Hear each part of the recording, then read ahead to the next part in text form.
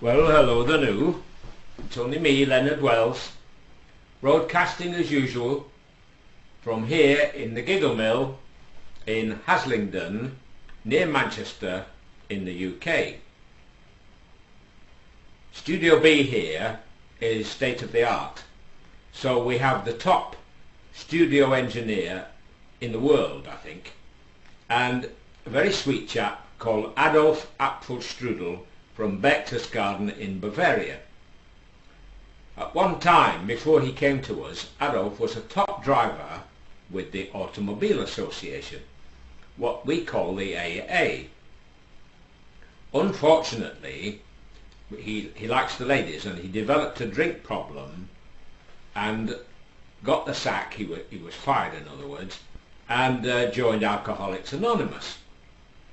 So he was often known as AA from the AA, formerly with the AA from BB. Now, in addition, he was a strict disciplinarian, ever since he was young, and he refuses me any more than 12 digital megaburgers per broadcast. Can you imagine a measly 12 digital megaburgers?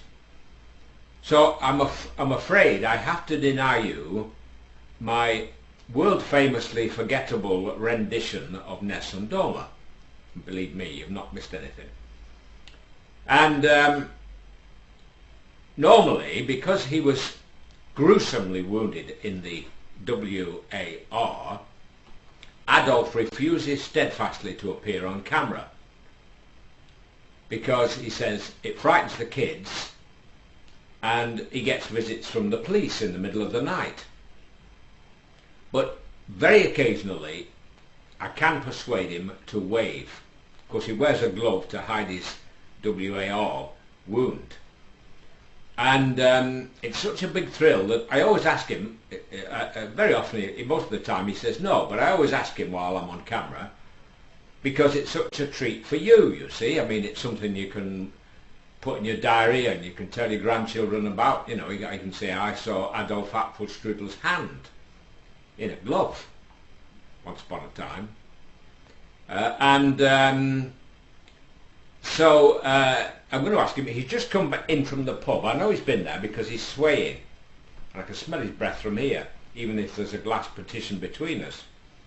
So I'm going to ask Adolf. Adolf, are you there, Adolf? I can see you there, Adolf.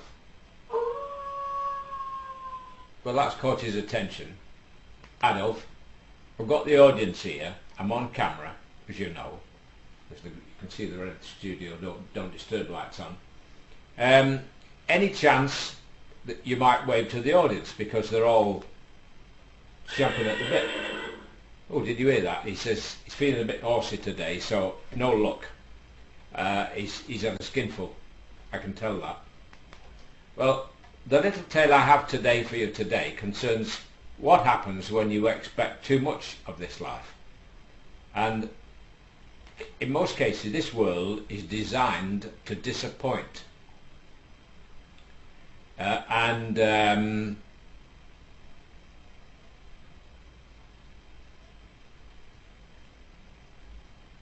usually does. And this particular story concerns a young married couple.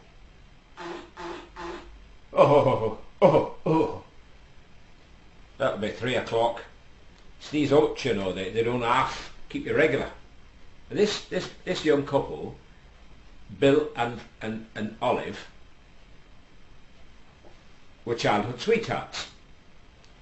And eventually one day they married, and she was so looking forward to this because she'd read so much about what happens in the sort of bedroom department, if you know what I mean.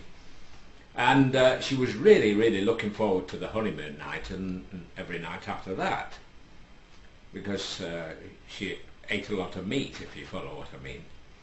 And of course, on a honeymoon night, she discovers that her husband likes to drink Guinness, which sends him to sleep very rapidly once he gets under the blankets.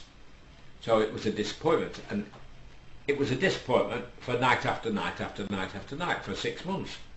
And eventually she said to herself, well, if I get nothing this week, I'm leaving him, I'm going home to mother. And she was a determined type of lass.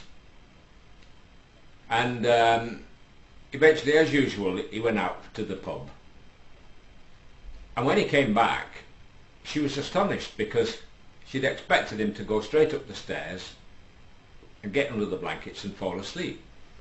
But this time, he said, right, love, up the dancers with you. He says, get up the stairs. He says, get ready for bed. He said, I'm in that kind of mood tonight. So she thinks, oh, my night has come, she said, the night of passion, the night I've dreamed of. Oh, can't wait. So she goes upstairs and she puts on a great, most gorgeous see-through negligee.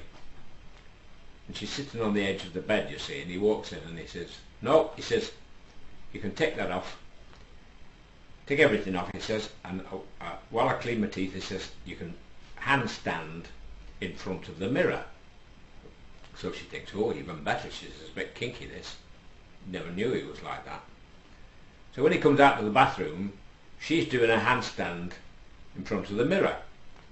So he goes straight over to her and he sort of parts her legs and puts his chin on her crotch.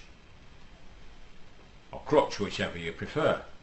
And he looks straight in the mirror and he says, actually, he said, I think the lads were right. He said, I do look better with a beard.